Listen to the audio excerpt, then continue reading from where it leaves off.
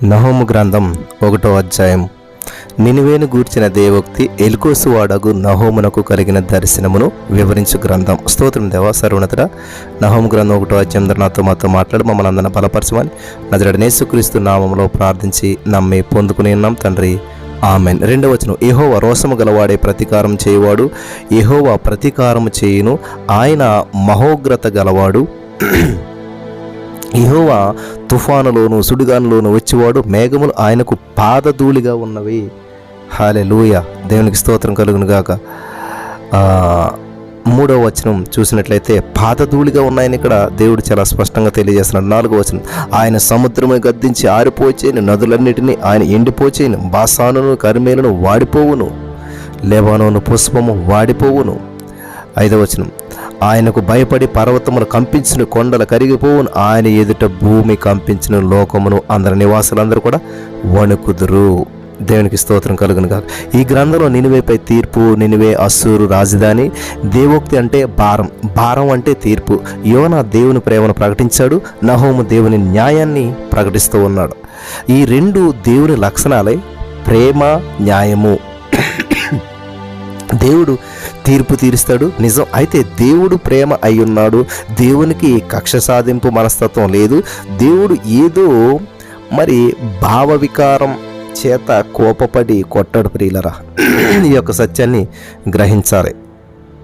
ఇక్కడ మనం ముందుకెళ్ళినట్లయితే దేవుని తీర్పు న్యాయమైనది. తాను ప్రేమించేవారైనా సరే వారిలో పాపం ఉన్నప్పుడు శిక్షించక విడవడు.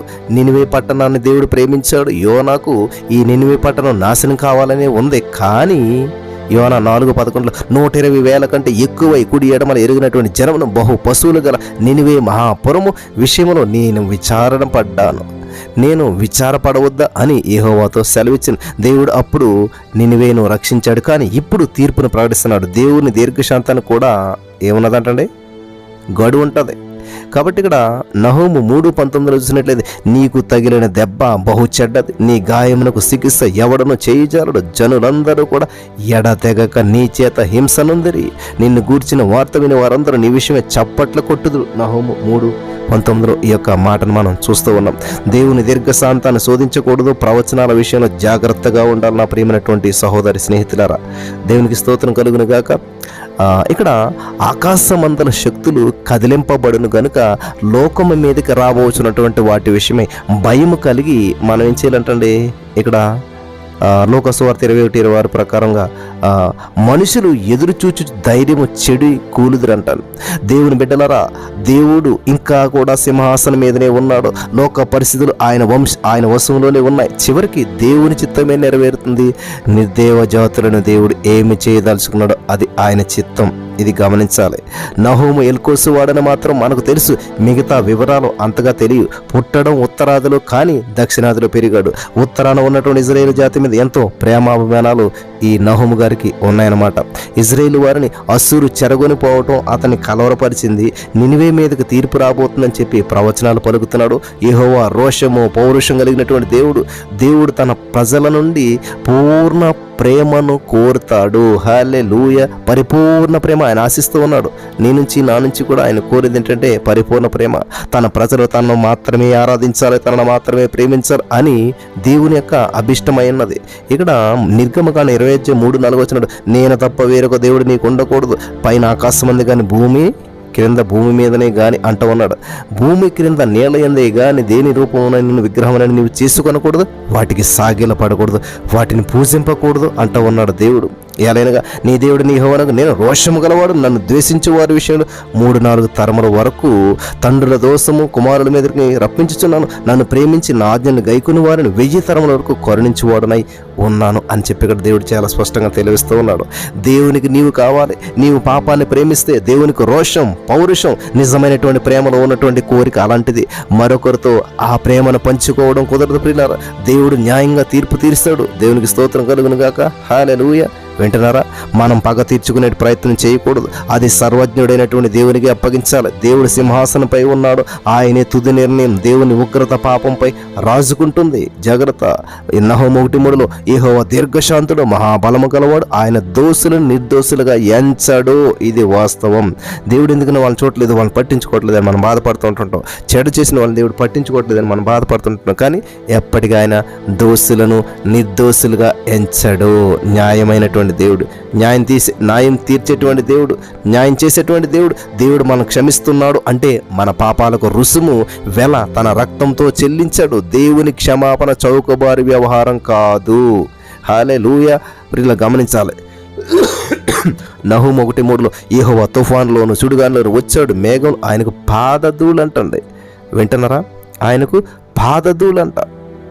కాబట్టి ఇక మొదటి 5 వచనాల్లో మానవుడు దేవుని నియమాన్ని ఉల్లంఘిస్తే తానే శిక్షణ తెచ్చుకున్నటువంటి వాడు అవుతున్నాడు. దానికి దేవుడిని నిందించే ప్రయోజనం లేదు. దేవుడు ముందు హెచ్చరిక చేయకుండా ఎటువంటి చర్య తీసుకోడు. వింటున్నారా ప్రియులారా? దేవుడు హెచ్చరిక చేయకుండా ఎటువంటి చర్యను ఆయన తీసుకోడు. ఫస్ట్ హెచ్చరిక చేస్తాడు. ఆ హెచ్చరికను ఖాతరు చేయరు, లెక్క చేయనటువంటి వారి జీవితాల్లో మాత్రమే ఇక్కడ ఈ యొక్క శిక్ష అనుభవిస్తారు. 6వ వచనం ఆయన ఉగ్రతను సహింపగలవాడేవాడు, ఆయన కోపాగ్ని ఎదుటి నిలవగలవాడేవాడు. ఆయన కోపము అగ్ని వలెను పారును, ఆయన కొండల కొట్టగా అవి బద్దలగును. యెహోవా ఉత్తముడు, శ్రమ దినమునందు ఆయన ఆశ్రయదుర్గం, ఆయన యందు నమ్మకించు వారిని ఆయన ఎరుగును. ప్రళయము వలె ఆయన ఆపుర స్థానమును నిర్మలము చేయును. తన శత్రువులు అంధకారంలో దిగువరకు ఆయన వారిని తరుమును. దేవునికి స్తోత్రం కలుగును గాక. యెహోవా గూర్చి ఇక్కడ 9వ వచనం చూసినట్లయితే అక్కడ ఏమనున్నది? యెహోవాను గూర్చి మీ దురాలోచన ఏమి? బాధ రెండవ మారు కాకుండా ఆయన బొత్తిగా దానిని నివారణ చేయును అని చెప్పి ఇక్కడ 9వ వచనంలో దేవుడు సెలవిస్తున్నాడు. 10వ వచనం ముండ్ల కంప వలె శత్రువులు కూడినను, వారు ద్రాక్షారసము మరి త్రాగి మొత్తుల ఎండిపోయిన చెత్త వలె కాలిపోవుదురు. నినివే మరి యెహోవా మీద దురాలోచన చేసి వ్యర్థమైన వాటిని బోధించిన వాడు ఒకడు నీలో నుండి బయలుదేరి ఉన్నాడు. మానవునికి శత్రువు ఎవరు? మానవునికి సమాజము, మతము, ప్రకృతి అన్ని శత్రు రూపాలే అనుకుని పోరాడుతున్నాడు. నేటి నాగరికత దేవుని కృపను కూడా ధిక్కరిస్తూ ఉంది. నీ స్వశక్తితో ఎంత పోరాడినా నీకు విజయం సిద్ధించదు. దేవుని కృపను విసర్జించిన ఎడల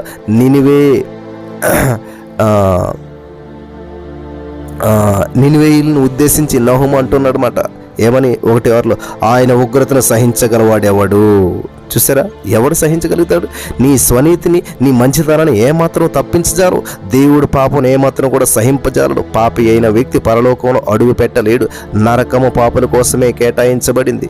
యేసుక్రీస్తు ప్రభువు రక్షకుడై ఉంటేనే కానీ, నీవు పరిశుద్ధ దేవుని ఎదుట మరి ఆయన్ని రక్షకునిగా స్వీకరిస్తేనే కానీ ఒక్క క్షణం కూడా నువ్వు ఆయన ఎదుట నిలబడలేవు. యేసుక్రీస్తునందు మాత్రమే దేవుని ప్రియులము కాగలుగుతాము. యేసుక్రీస్తునందు ఉంటేనే దేవుడు ఎవరినైనా అంగీకరిస్తాడు. యేసుక్రీస్తు ప్రభువును కానీ మనం ఏం చేయలేము. అసురు ముట్టడించిన కానీ శత్రు బలం ఎంత గొప్పదైనా కానీ ఇక్కడ యూదులారా దేవుని యందు నమ్మకించండి, మీ దేవుడు సర్వశక్తిమంతుడు అని చెప్పి ఇక్కడ చూస్తూ ఉన్నాం. నహూము గ్రంథం 1:7 వచనంలో కూడా మనం చూస్తూ వచ్చినాం. కీర్తన గ్రంథం 107:1 యెహోవా దయాళుడు, ఆయన కృతజ్ఞతాస్తుతులు చెల్లించి ఆయన కృప నిరంతరము ఉంటుందంటండి. యెహోవా విమోచించిన వారు విరోధుల చేతిలో మరి నుండి ఆయన విమోచించిన వారును ఆ మాట పలుకుదురు గాక. హల్లెలూయా. దేవునికి స్తోత్రం కలుగును గాక. 107వ కీర్తనలో మనం చదువుతూ వచ్చినటువంటి మాటలు చూడండి. ఈ లోకమందుల మహాజనాభాలో ఆయన యందు నమ్మకించి నిన్ను నన్ను ఆయన ఎరుగును. నమ్మకించాం కాబట్టి ప్రభు తన వారిని ఎరుగును. నీ పేరును తన అరచేతిలోనే రాసుకున్నాడు ఆయన. నహూము గ్రంథం 1:8 ప్రళయ జలముల వలె ఆయన ఆ పురస్థానమును నిర్మూలన చేస్తున్నాడు. కటిక చీకటి నరకానికి సంకేతం. ఇది గుర్తుపెట్టుకోవాలి. కటిక చీకటి నరకానికి సంకేతం అన్నమాట. కాబట్టి ఇక్కడ మత్తయి సువార్త 8:12 రాజ్య సంబంధాలు వెలుపటి చీకటిలోనికి త్రోయబడుదురు. అక్కడ మరి చీకటి సంబంధాలు అనమాట. అక్కడ ఏడుపు పండ్లు పండ్లు కొరుకుతూ ఉంటాయంట. కాబట్టి రాజు ఇక్కడ మత్తయి 22:13 రాజు వీని కాళ్ళు చేతులు కట్టి వెలుపటి చీకటిలోనికి త్రోసివేడు, అక్కడ ఏడ్పును పండ్లు కొరుకుతూ ఉండునని పరిచారకులతో చెప్తూ ఉన్నాడు. హల్లెలూయా. దేవునికి స్తోత్రం కలుగును గాక. వింటున్నారా? చాలా జాగ్రత్తగా వినాలి ఇవన్నీ కూడా.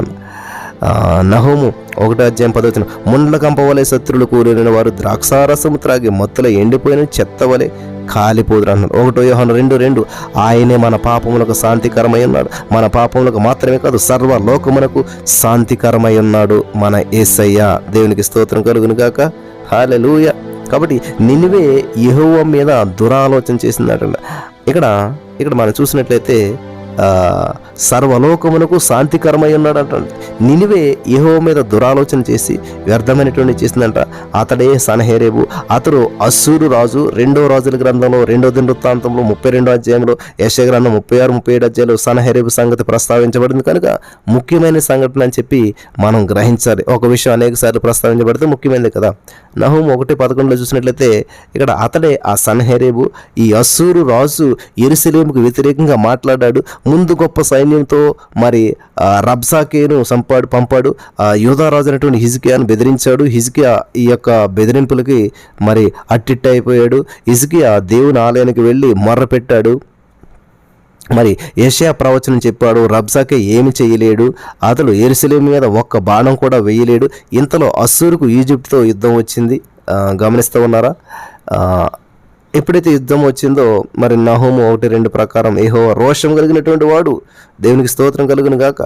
నిర్గమం 34:6 యెహోవా కనికరము, దయ, దీర్ఘశాంతం, విస్తారమైన కృపా సత్యములు కలిగినటువంటి దేవుడు అంటాడు. ఇక్కడ సంఖ్యాకాండం 14:18 3-4 తరముల వరకు తండ్రుల దోషను కుమారుల మీదకు తెచ్చివాడనై ఉన్నాను అని సంఖ్యాకాండం అన్నాడు. రోమా 9:22 దేవుడు తన ఉగ్రతను అగపరచుటకు తన ప్రభావం చూపుటకు ఇచ్చేయించిన వాడై నాశనమును సిద్ధపడి ఉగ్రతాపాత్రమైనటువంటి ఘటములను ఆయన బహు దీర్ఘశాంతంతో సహించిననేమి అని చదువుతూ వచ్చినాం. పిల్లలు గమనించాలి. కీర్తన 46:1 దేవుడు మనకు ఆశ్రయమును దుర్గమునై ఉన్నాడు. ఆపత్కాలములో ఆయన నమ్ముకొనదగినటువంటి సహాయకుడు. దేవునికి స్తోత్రం కలుగును గాక. 46 కీర్తన 2:4 పర్వతములు కదిలినను, నడి సముద్రంలో పర్వతంలో మునిగినను, సర్వోన్నతిని మందిరపు పరిశుద్ధ స్థలమును సంతోషపరచుచున్నవే, దానికి చలనము లేదు. ప్రియులు గమనించాలి. ఆయన కంఠధ్వని వినిపించగా భూమి కరిగిపోచున్నదంటండి. యెహోవా చేసిన కార్యములు చూసారా? యుద్ధములు మాన్పువాడు, యుద్ధ రథములను అగ్నిలో కాల్చివేవాడు ఆయనే. 46 కీర్తన 9వ వచనం. 10-11 అన్యజనులను నేను మహోన్నతుడును, దేవుడు మనకు ఆశ్రయమై ఉన్నాడు. దేవునికి స్తోత్రం కలుగును గాక. హల్లెలూయా. మనుషులను నమ్ముకునేడు కంటే యెహోవాను ఆశ్రయించడం మేలు. 118వ కీర్తన 8వ వచనంలో దేవుడు చెప్పినటువంటి మాట. కాబట్టి హోషేయ 13:5 మహా ఎండకు కాలిన అరణ్యంలో నేను సేహించిన వాడు నేనే. యెషయా 49:15 స్త్రీ తన గర్భమును పుట్టిన బిడ్డను మరిచిన కరుణింపకుండా తన చంటి బిడ్డను మరిచిన వారైనా మర్చుదురు కానీ నేను మరవనంటున్నాడు. దేవునికి విరుద్ధంగా బ్రతికేవారు అంధకారంలో నివసిస్తున్నారు. వారు దేవునితోనే కాదు దేవుని బిడ్డలతో కూడా విరోధం పెంచుకుంటున్నారు. లోకంలో ఉన్నటువంటి ప్రజలంతా కూడా రెండే వర్గాలు, దేవుని స్నేహితులు, దేవుని విరోధులు. హల్లెలూయా. దేవుడు తన వారికి క్షేమ భద్రత కల్పిస్తాడు. అది ఆయన బాధ్యత. హల్లెలూయా. 2వ దినవృత్తాంతం 32:7 మీరు దిగులు పడకుడు, ధైర్యం విడువకుడి, అస్సూరు రాజుకైనను అతనితో కూడా నా సైన్యం అంతటికైనను మీరు భయపడవద్దు. దేవుడు చెప్పేది ఇదే, భయపడవద్దు, విస్మయం అందవద్దు. అతనికి కలిగిన సహాయం కంటే ఎక్కువ సహాయం మనకు కలదు. 2వ దినవృత్తాంతం 32:8 మాంస సంబంధమైనటువంటి బాహువే అతనికి అండ, మనకు సహాయం చేయుటకు మనకు తోడుగా ఉన్నాడని చెప్పి దేవుడు గుర్తించొద్దు. చెప్పగా జనులు యోధారాజును హిజ్కియా చెప్పిన మాటలు ఏందో నమ్మిక ఇచ్చిరి. 2వ దినవృత్తాంతం 32:8 చూస్తూ ఉన్నాం మనం. నమ్మిక ఇచ్చిరి. హల్లెలూయా. దేవునికి స్తోత్రం కలుగును గాక. గమనించాలి నా ప్రియమైనటువంటి సహోదరి స్నేహితులారా, నమ్మాలి. మనిషి తన వైఖరి మార్చుకోకపోతే తన నాశనానికి తానే బాధ్యుడవుతాడు. దేవుని తీర్పులు చాలా న్యాయసమ్మతమైనటువంటి. నహూము 1:9 మనం చదువుకున్నట్లయితే రోమా 8:7 శరీరానుసారమైన మనసు దేవునికి విరోధమైనది, అది దేవుని ధర్మశాస్త్రములకు లోబడదు, ఏ మాత్రమును లోబడ నేరదు. వీరు దేవునికి కృతజ్ఞత చూపరు, చెప్పరు. భక్తి రహితమైనటువంటి స్వార్థమే శరీరానుసారమైనటువంటి మనసు. ఆలోచనలో పాపం మొదలవుతుంది. ఆ ఆంతర్యంలోని ఆలోచనే పాపమునకు ప్రారంభ దశ అన్నమాట. హల్లెలూయా. దేవా నా యందు శుద్ధ హృదయం కలుగజేయము, నా అంతరంగంలో స్థిరమైన మనసు నూతనంగా పుట్టించుమని 51వ కీర్తన 10వ వచనంలో భక్తులు చెప్తున్నటువంటి మాటను మనం చాలా స్పష్టంగా వింటూ ఉన్నాం. హల్లెలూయా. ప్రియులారా, మిగతా 12 నుంచి మరి వచనాలు మనం ధ్యానం చేసుకుని ఈ యొక్క అధ్యాయాన్ని మనం ముగిందాం. 12వ వచనం నుంచి మనం చూసినట్లయితే, యెహోవా సెలవిచ్చినది ఏమనగా, విస్తార జనమైన పూర్ణ బలము కలిగినను కోత ఎందైనట్లు వారు కోయబడి నిర్మూలమగుదురు. వారి కాడి మ్రాను నీ మీద మరి ఇక మోపకుండా నేను దాన్ని విరగొడ్డును, వారి కట్లను నేను తెంపుదును అంటున్నాడు దేవుడు. దేవునికి స్తోత్రం కలిగిన. నినివే, యెహోవా నిన్ను బట్టి ఆజ్ఞ ఇచ్చినదేమనగా, నీ పేరు కొట్టుకుని వారు ఇకను పుట్టకయుందురు. నీ దేవతాలయములో చెక్కబడినటువంటి విగ్రహమే గాని పోతపోసిన ప్రతిమే కానీ ఒకటి లేకుండా అన్నిటిని నాశనం చేతును. నీవు పనికి మాలిన వాడు కనుక నేను నీకు సమాధి సిద్ధపరిచి ఉన్నాను. యూదా, నీ పండుగల మరి నాచరింపుము, నీ మ్రొక్కుబళ్లను చెల్లింపు. వ్యర్థుడు నీ మధ్యనిక సంచరించడు, వాడు బొత్తిగా నాశనమాయను. దేవునికి స్తోత్రం కలుగుగాక. నినివే సమూలంగా నాశనమవుతుంది, సియోను సంతోషిస్తుంది. ఈ వార్త విని సియోనులో మహాోత్సవం జరుపుకుంటారు. శత్రువు విస్తారమైనటువంటి సైన్యంతో వస్తాడు. వానికి ఎంతో బలగముంది, అయినా సరే వారంతా కూడా నిర్మూలమైపోతారు. యోధా, నిన్ను నేను బాధ పెట్టాను కదా. ఆహాజు కాలంలో, హిజ్కియా కాలంలో నిన్ను అస్సూరీయులు ఎంతో బాధ పెట్టారు. ఇక మీదట బాధ పెట్టను. అస్సూరు కాడిని విరగొడతాను, నీకు విడుదల కలిగిస్తాను. హల్లెలూయా, నీకు విడుదల కలిగజేస్తాను. నహూము 1:14, పోత పోసిన ప్రతిమయే కానీ ఒకటి లేకుండా అన్నిటినీ నాశనం చేస్తాను అంటున్నాడు దేవుడు. రోమా 10:15 ఉత్తమైన వాటిని గురించినటువంటి సువార్త ప్రకటించే వారి పాదములు ఎంతో సుందరములైనటువంటి. మరి యెషయా గ్రంథం 52 సువార్త ప్రకటించు, సమాధానమును చాటించు, సువర్తమానం ప్రకటించు, రక్షణ సమాచారం ప్రచురించే వారి పాదములు. యెషయా గ్రంథం 52:7 మరి అక్కడ చూసినట్లయితే నీ దేవుడు ఏలుచున్నాడని చెప్పి సీయోనులో చెప్పుచున్న వాని పాదములు పర్వతాల మీద. మరి ఇక్కడ చూసినట్లయితే ఎంతో సుందరములై ఉన్నవన్నది. నినివే పతనమైపోతున్నదని చెప్పి, యూదాకు మంచి రోజులు వస్తాయని చెప్పి కొందరు పాలస్తీనా పర్వతాలపైన ప్రకటిస్తున్నారు. దేవుని శత్రువులు హతమైపోతారు. దేవుని బిడ్డలకు క్షేమం భద్రత వాగ్దానం చేయబడ్డాయి. దేవునికి స్తోత్రం కలుగును గాక. హల్లెలూయా. యూదా, నీ పండుగల నాచరింపుము, నీ మొక్కుబడులను చెల్లింపు. వ్యర్థుడు నీ మధ్యనిక సంచరించడు, వాడు బొత్తిగా నాశనమవును. నహూము 1:15 మనం చూస్తూ వచ్చినాం. సన్హెరీబు గొప్ప సైన్యంతో వచ్చి ఈ లాకీసుని ముట్టడించాడు. యెరూషలేమును నాశనం చేస్తానని చెప్పి బెదిరించాడు. హిజ్కియా భయపడి అతనికి ఎంతో బంగారం, వెండి లంచమిచ్చి సమాధాన పడటానికి ప్రయత్నించాడు. అయినా సరే లాభం లేకపోయింది. దేవునికి స్తోత్రం కలుగునుగా. హిజ్కియా ఆలయానికి వెళ్ళి దేవునికి మొర్రపెట్టాడు. దేవుడు అస్సూరును హతమార్చాడు. సన్హెరీబు చేసినటువంటి దేవదూషణకు మరి దేవుడు అతన్ని శిక్షించాడు. ఒకే రాత్రి 185,000 మంది అస్సూరు సైన్యం హతమైపోయారు. దేవుని వ్యతిరేకించినటువంటి దుష్టరాజులందరికీ కూడా అదే గతి పడుతుంది. దేవుని బిడ్డలు మరి ప్రియులరా, రాజును సన్మానించాలి నిజమే, కానీ సన్హెరీబు లాంటి రాజును, దేవుడే తిరస్కరించినటువంటి రాజును ఎవరు సన్మానిస్తారు? రాజు న్యాయవంతుడైతే, దేవుని భయం గలవాడైతే సన్మానానికి పాత్రుడు.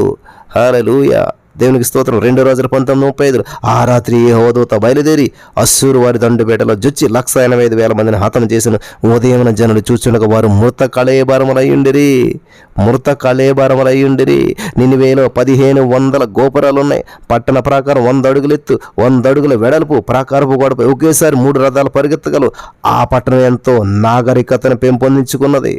దేవుడు దానిని నేలమట్టం చేశాడు. సన్హెరీబు నిరంకుశుడు, అతనికి రక్తదాహం ఎక్కువ, అతని స్వభావం క్రూర మృగం వంటిది. ఇలాంటి రాజులు ఎందరో వచ్చారు, ఎందరో పోయారు. నాటి నుంచి నేటి వరకు నిరంకుశులు, నియంతలు దేవుని తీర్పు గురై అంతరించిపోయారు.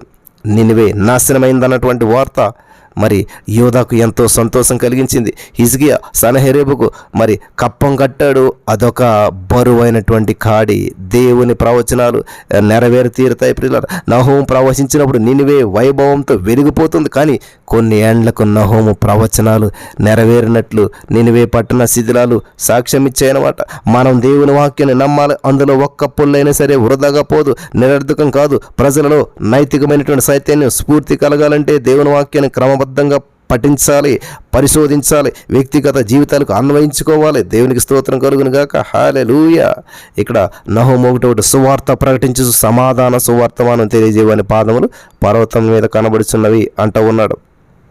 యెషయా 52:7 సువార్త ప్రకటించే వారి పాదములు సుందరులని చెప్పి మనం చూస్తూ ఉన్నాం. సమస్త జ్ఞానమునకు మించిన దేవుని సమాధానం యేసుక్రీస్తు వల్ల మీకు కావలిండునని ఫిలిప్పీ 4:7 మనం చూస్తూ వచ్చి ఉన్నాం. ప్రియులారా గమనించాలి. యోహాను సువార్త 14:27 శాంతి మీకు అనుగ్రహించ వెళుచున్నాను, నా శాంతిని మీకు అనుగ్రహించ వెళుతున్నాను దేవుడు చెప్పాడు. కాబట్టి ఇక్కడ నహూము 1:15 నుంచి మనం వచనం చూసినట్లయితే పండగ అంటే ఇక్కడ పాత నిబంధనలో దేవుని ప్రజల బహిరంగ సాక్ష్యం అన్నమాట. దేవునికి స్తోత్రం కలుగును గాక. అపోస్తలుల 9:31 యూదయ గలిలయ సమరయ యూద దేశములంతటా సంఘం క్షేమాభివృద్ధి పొందుచు సమాధానం కలిగి ఉండెను, మరియు ప్రభునందు భయము పరిశుద్ధాత్మ ఆదరణ కలిగి నడుచుకుని విస్తరించుచుండెను. అపోస్తలుల 9:21 దేవునికి స్తోత్రం కలుగును గాక. హల్లెలూయా. విస్తరించుచూ ఉండెను. దేవుని నామానికి మహిమ కలుగును గాక. యుద్ధ సమయంలో యోధావారు దేవునికి మొక్కుకున్నారు, దేవా మాకు శాంతి సమాధానాలు ప్రసాదించు, నీకు మొక్కుబళ్ళు చెల్లిస్తాము. ఇప్పుడు దేవుడు అంటున్నాడు, మీకు సమాధానం, మీకు స్వేచ్ఛ చెల్లించండి, స్వేచ్ఛగా చెల్లించండి. హల్లెలూయా. ప్రసంగ 5:4 నీవు దేవునికి మొక్కుబడి చేసుకుని దానిని చెల్లించుటకు ఆలస్యం చేయొద్దు. క్రొత్త నిబంధనలో ఉన్నటువంటి ఆరాధన స్వచ్ఛందం, బలవంతం కాదు. దేవుని బిడ్డలు ఆరాధించకుండా ఉండకూడదు, ఉండలేరు. శత్రువులు పూర్తిగా హతమయ్యారు. దేవుని ఆరాధించడం, స్తుతించడం, శత్రువైనటువంటి సాతానుకు అపజయం సిగ్గు. శత్రువు నీ మధ్య ఉండడు. దేవునికి స్తోత్రం కలుగును గాక. యూదా నీ పండగలను ఆచరింపుము, నీ మొక్కుబళ్లను చెల్లింపుము. వ్యర్థుడు నీ మధ్యనిక సంచరించడు, వాడు బొత్తిగా నాశనమయ్యాడు అంటూ ఉన్నాడు. రోమ 16:20 సమాధానకర్తయ్యకు దేవుడు సమాధానాన్ని మీ కాళ్ళ క్రింద శీఘ్రంగా చితక తొక్కించును. సాతాను మీ కాళ్ళ కింద తొక్కించడు. నహూము అంటే అర్థం ఆదరణ. యూదా ప్రజలకు ఈ ప్రవచనాలు ఎంతో ఆదరణ గొలుపుతాయి. ఉదాహరణకి శత్రువు సంగతి నీ దేవుడు పరిష్కరించాడు, నీవు ఆదరణ పొంది పండగలు చేసుకో అంటూ ఉన్నాడు. దేవునికి స్తోత్రం. ప్రభువు నీ పక్షం ఉండగా నీకు విరోధి ఎవడు? శత్రువు పైన. మరి శత్రువు అయినటువంటి సాతానుగాడు నిర్మూలమవుతాడు. మన దేవుడు గొప్ప ఆదరణకర్త. నినివే పట్టణం ఒకప్పుడు పశ్చాత్తాపపడి దేవుని నీతిని రుచి చూచింది, కానీ తిరిగి పాపంలో పడిపోయింది. ప్రియులారా, దేవుని సంకల్పం అంతా మీకు తెలిపకుండా నేనేమి దాచుకొనలేదు అని చెప్పి అపోస్తలుల కార్యాలు 20:27 అంటూ ఉన్నాడు కదా. ఆయన దాచుకొనలేదు. దేవుని ఆత్మ వల్ల బయలుపరచబడినటువంటి సత్యం, దేవుని ఆత్మ దేవుని మర్మములను పరిశోధిస్తాడు. దేవుని సంగతులు దేవుని ఆత్మకే గాని మరెవరికీ కూడా తెలియవు. దేవుని ఆత్మ లౌకిక ఆత్మ కాదు, లోకానుసరమైన ఆత్మ కాదు. 1 కొరింథీ 2:14 ప్రకృతి సంబంధమైన మనసు దేవుని నీతిని, దేవుని ఆత్మ విషయములను మరి ఆ కొరకు కాదు కానీ మీ కొరకే తాము పరిచర్య చేసే దేవదూతలు ఈ కార్యములను తొంగి చూడగోరుచూ ఉన్నారు అని చెప్పి ఇక్కడ ఉన్నది. 1 పేతురు 1:12 మీకు ఇప్పుడు తెలుపబడినట్టు ఈ సంగతుల విషయమే తమ కొరకు కాదు కానీ మీ కొరకే తాము పరిచర్య చేసే దేవదూతలు ఈ కార్యములను తొంగి చూచుచున్నారంటండి. దేవునికి స్తోత్రం. దేవుడు జాతులన్నింటిలో కూడా పనిచేస్తున్నాడు. హీబ్రూ జాతే కాదు, అన్య జాతులన్నిటికీ కూడా తన సంకల్పాన్ని బయలుపరుస్తూ వచ్చాడు. ప్రజలకు మరి హెచ్చరికలు, అవిశ్వాసులకు తీర్పు. ఈ ప్రవచనాలు దేవుని ప్రతీకారాన్ని ప్రకటిస్తూ ఉన్నాయి.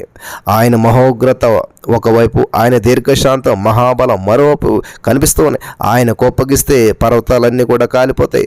ఆయన సౌజన్యం యెహోవా ఉత్తముడని చెప్పి రుచి చూసి తెలుసుకోవాలి. దేవునికి స్తోత్రం. ప్రభు తన వారి ఆంతర్యం బాగా ఎరుగును. దేవునికి తమను తాము సమర్పించుకునేటువంటి విశ్వాసులకు ప్రభు వశమైపోతాడు. దేవునికి స్తోత్రం. నీ గురించి ఆయన ఎంతో శ్రద్ధ తీసుకుంటూ ఉన్నాడు. దేవునికి స్తోత్రం. నీ చేతి పని అయినటువంటి నీ ఆకాశములను నీవు కలుగజేసినటువంటి చంద్రనక్షత్రం నేను చూడగా 8వ కీర్తన 3వ వచనం. యెషయా 49:16 చూడుము నా చేతులు నేను చెక్కి ఉన్నాను. యెషయా 13 గొర్రెలు అతని స్వరం వినును, అతడు తన సొంత గొర్రెల పేరు పెట్టి పిలిచిను. హల్లెలూయా. ప్రకటన 21:3 ఇదిగో దేవుని నివాసము మనుషులతో కూడా ఉన్నది, ఆయన వారితో కాపురముండును, వారు ఆయన ప్రజలయందురు. దేవునికి స్తోత్రం కలుగును గాక. ఆయన వారి కన్నుల ప్రతి బాష్ప బిందువును తుడిచివేయును, మరణం ఇక ఉండదు, దుఃఖమైన ఏడ్పైన వేదన ఇక ఉండదు. ప్రకటన 21:4 మనం చూస్తూ ఉన్నాం. అలాగే న్యాయాధిపతులు 5:37 యెహోవా నీ శత్రువులందరూ అలాగుననే నశించెదరు, ఆయనను ప్రేమించేవారు బలముతో ఉదయించు సూర్యుని వలె ఉందురు. యెషయా 40:9 సియోను సువార్త ప్రకటించుచున్నదానా, ఉన్నత పర్వతము ఎక్కుము, యెరూషలేము సువార్త ప్రకటించుచున్నదానా అంటూ ఉన్నాడు. అక్కడ బలముగా ప్రకటించుము, భయపడక ప్రకటించుము, ఇదిగో మీ దేవుడు అని యూదా పట్టణములకు ప్రకటించుము. దేవునికి స్తోత్రం కలుగును గాక. హల్లెలూయా, హల్లెలూయా. ఈరోజు ఈ యొక్క మరి నహూము గ్రంథం 1వ అధ్యాయం ద్వారా దేవుడు అద్భుతమైన విషయాలు తెలియజేశాడు. బలపరచబడ్డారా? దేవుడు మిమ్మల్ని దీవించును గాక. ఆమేన్.